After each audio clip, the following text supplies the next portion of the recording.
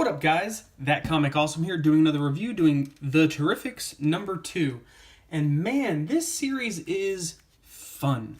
They really, most team books tend to get bogged down with a lot of different moving parts happening, and sometimes some players take a front, sometimes players take it back, and you kind of rotating out. I think the 4-person team is like the perfect. I think Fantastic Four really kind of set that up.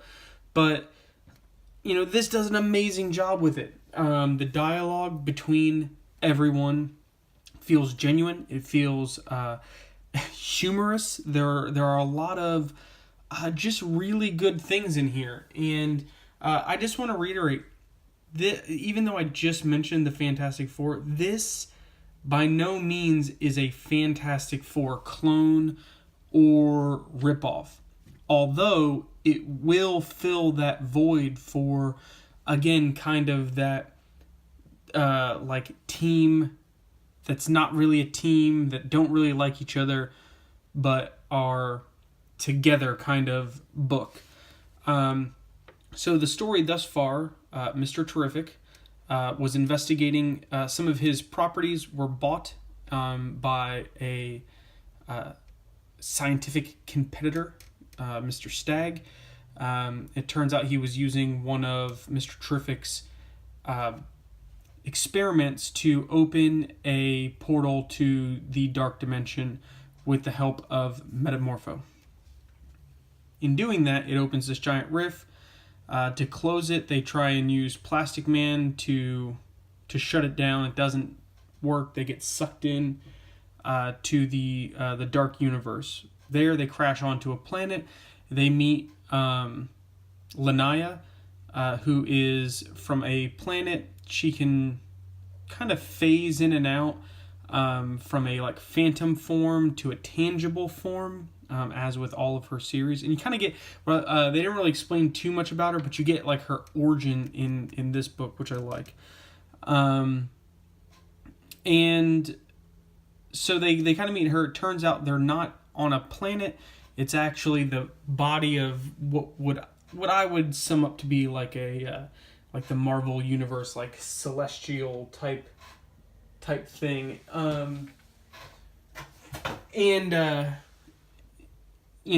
kind of trapped on this. They find a beacon, and once they get to it, it says, hi, this is Tom Strong. I'm probably dead. It's up to you to save the universe. So again, very ominous message. And that's pretty much where this book picks up. First off, I like the art in this. It has a very kind of classic-y feel, not like that retro-y art that you find in Captain America, the current Captain America run. But it feels like a very classic comic book, actually almost like the kind of art you would have seen maybe in the 70s, and 80s, but it feels really good. So there's this, again, this hologram. He says, I'm Tom Strong. If you're seeing this, I'm probably already dead. That means it's up to you to save the universe. So they kind of look to Lanaya, because again, she's the only person that's on this planet.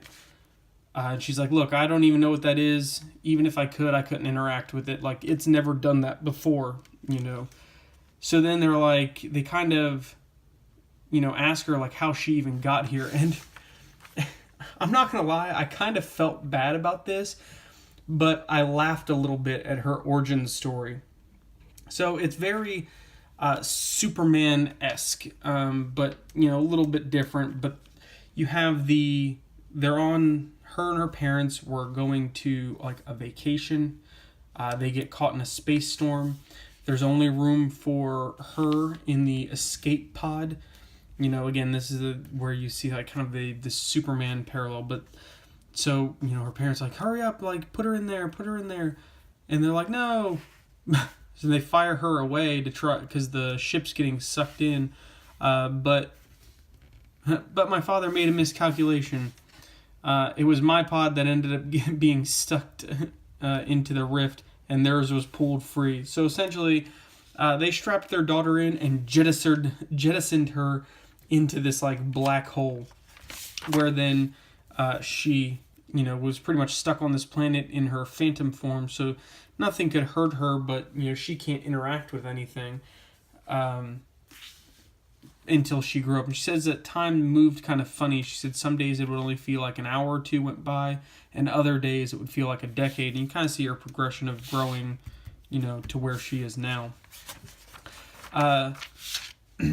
This is my one thing I don't get.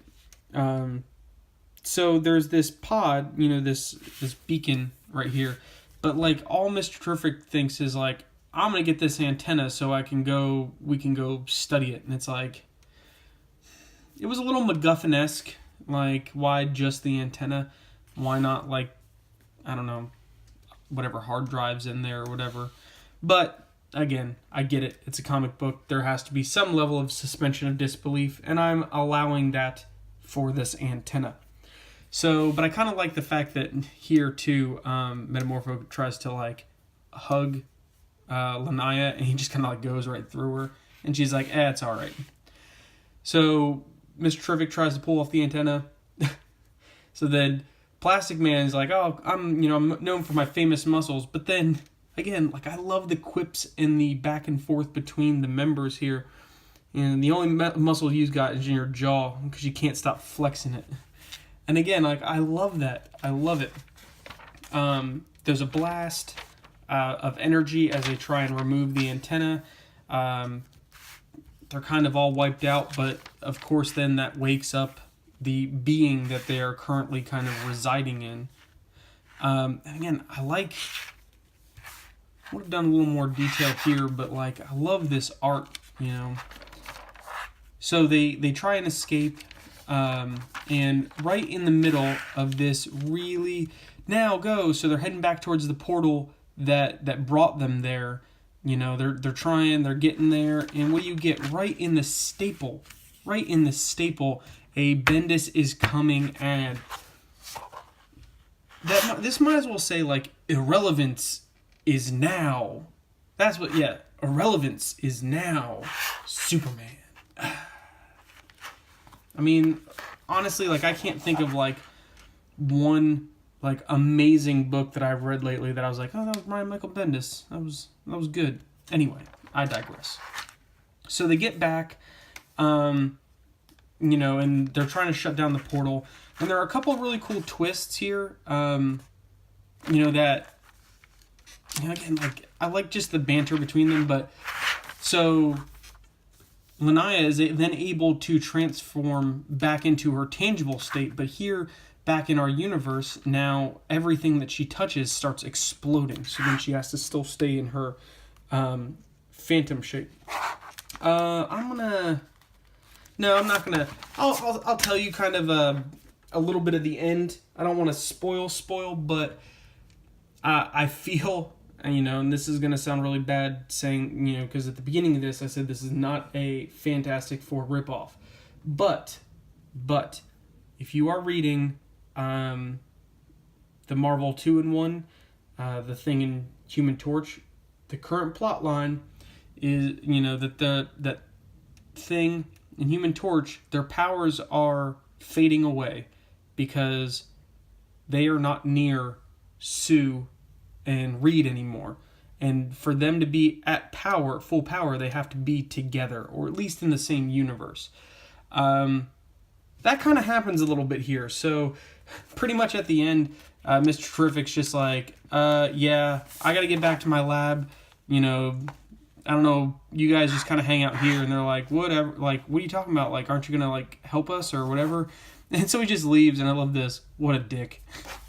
But anyway, so he leaves, but as he gets further and further away, it kind of starts to hurt all of them. So then he has to kind of come back, and it seems that they are now stuck together.